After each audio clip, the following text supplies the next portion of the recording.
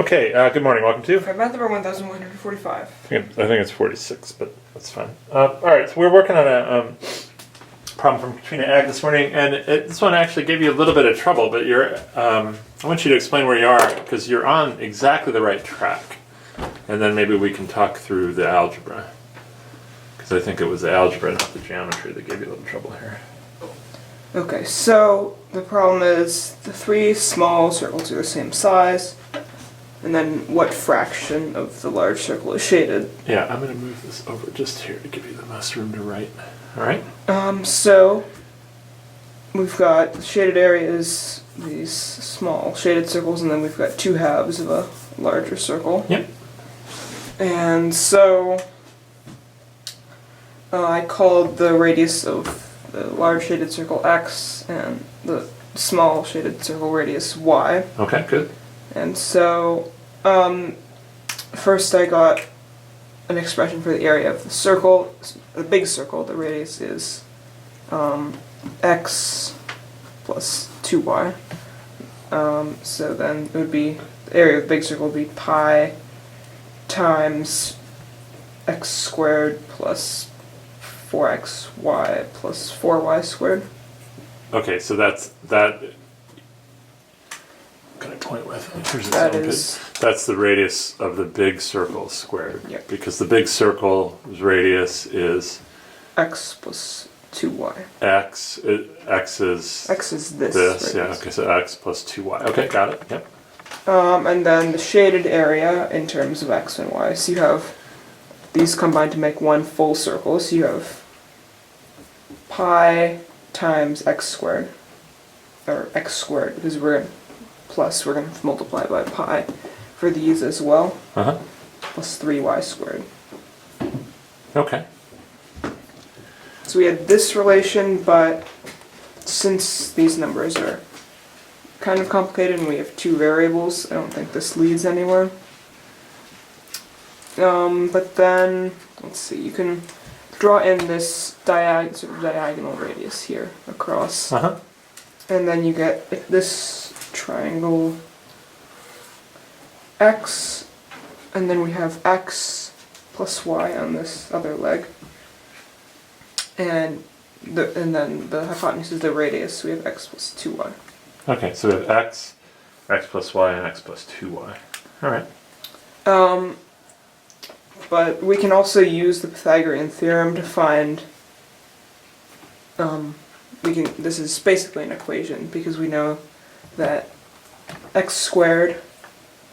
Okay, from here I'm going to just move this out so to give you a little bit more room. X squared plus 2xy plus y squared. Yep. Equals x plus 2y squared. So we have x squared plus 4xy. Yeah, you're fine. You can go to the edge of the paper here. Plus 4y squared. Okay. Right. That's okay. So that's this side squared plus this side squared equals this side squared. All right. And so you have some terms that can cancel. So these x squareds will cancel each other out. So we are left with x squared, and then you can subtract 2xy from both sides. Yep. And y squared from both sides. So we're left with x squared equals 2xy plus 3y squared. Okay, yeah. And then I don't think this can simplify. I mean, you might be able to factor it as a quadratic, but I'm not sure how that would be helpful here. Well, let's see. Let's try to factor it as a quadratic. So what do you mean by that? Well, if you move both terms, if you move the right side to the left side, you're left with x squared minus 2xy minus 3y squared equals 0. Okay. Then we can try to factor this. All right, let's do that. See if we can figure out what does that factor. Just want to make sure. Oh shoot, I've been zoomed in too much. Okay, well, good thing you were talking. So we've got, well, we know we'll have an x in both of the terms that factor, and then we're going to have x plus some amount of y.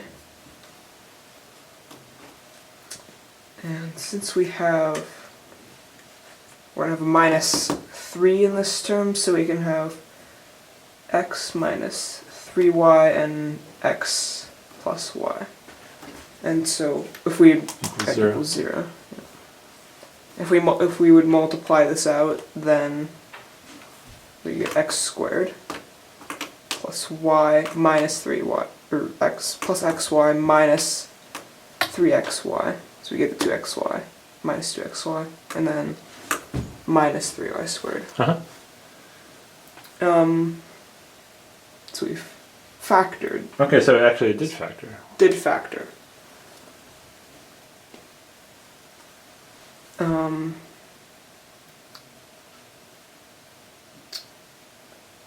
So, well, what does this tell us? This tells us that one of these has to be 0.